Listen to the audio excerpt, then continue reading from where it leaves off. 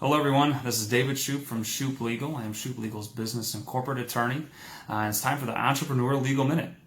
So last week we talked about the sole proprietorship. Today we are going to talk about corporations. We're going to talk about how to form your corporation, what you need to look for, what you should be aware of, and how do we do it. This is very, very important. Whether you were told to incorporate from your CPA, maybe you are going to be saving some money with your taxes. If you're grossing over $100,000, it's probably a good idea to incorporate. But how about for liability protection? We have some employees. We're working with independent contractors or whatnot. We want to protect ourselves personally. For these reasons and many, many more, it could be a good idea to incorporate. So how do we do it? The first step when you're incorporating is you have to file a document with the articles, called the Articles of Incorporation with the Secretary of State. All right. This is a simple form that can be downloaded online, and then you send it off to them. In this form, you're going to be filling out who are your officers, who are your directors, agent for service or process, your business address, things of that nature. You're also going to be letting know California how many shares you intend to authorize for issuance. Okay, this is really important. All too often, mistakes I see with this is really just low numbers. People are giving themselves only 1 or 2 shares, 5 shares, 10 shares, things like that. You want to go big.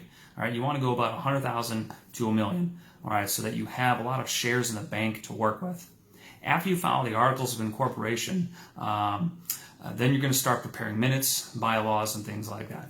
It's important to note that the Articles of Incorporation are filed by someone called an incorporator. Normally, that's your incorporating attorney. Okay. The initial incorporator is also going to appoint initial directors to get the ball rolling to get your corporation formed. After the initial directors are appointed by the initial incorporator, then those initial directors are going to have an opening meeting. In this opening meeting of the board of directors, they are going to structure your business. They are going to select the fiscal year. They are going to look at your bylaws and approve them. They are going to approve certificates. They are going to appoint and elect officers, and they're going to issue stock. All these things and many more things are going to be decided and determined in your opening minutes. I see a lot of mistakes with opening minutes, and it can be a really big deal. A lot of times it has to do with shares that are being issued improperly, or officers not being elected, or maybe even the S election not being made. If you want to have an X corporation, that decision has to be made in your opening minutes.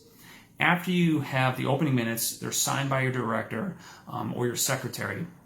Then what you're going to do is you're going to start filling out your stock certificates.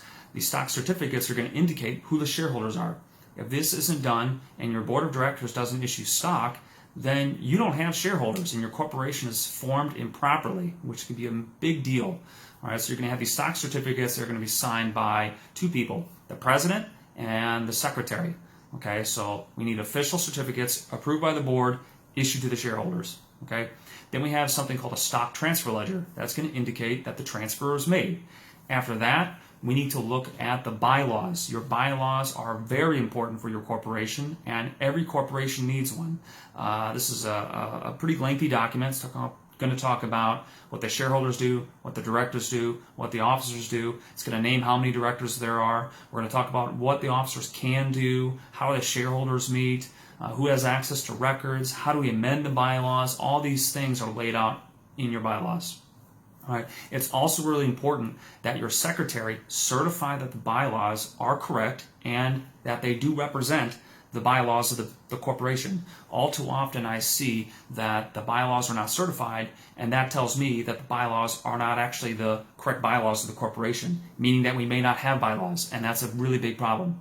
So we need to make sure the bylaws are well prepared, they cover all the key aspects of the corporation, that they're up to date, meaning that the number of directors there are is the number of the directors that are indicated, okay, and that they're certified by the secretary.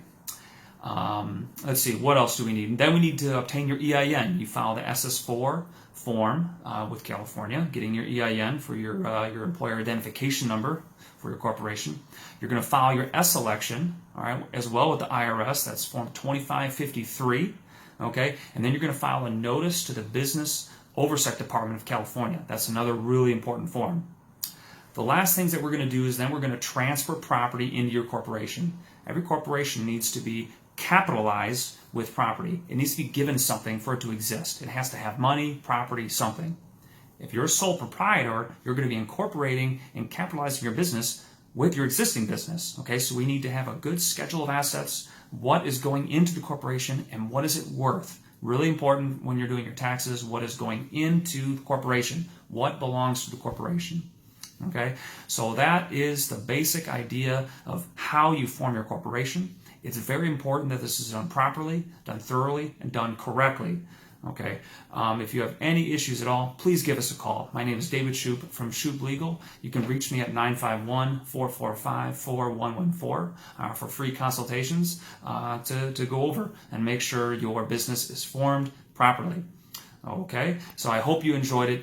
Please like the video and share it if you did find some benefit from it. And I look forward to seeing you all next week for the Entrepreneur Legal Minute. Thank you so much.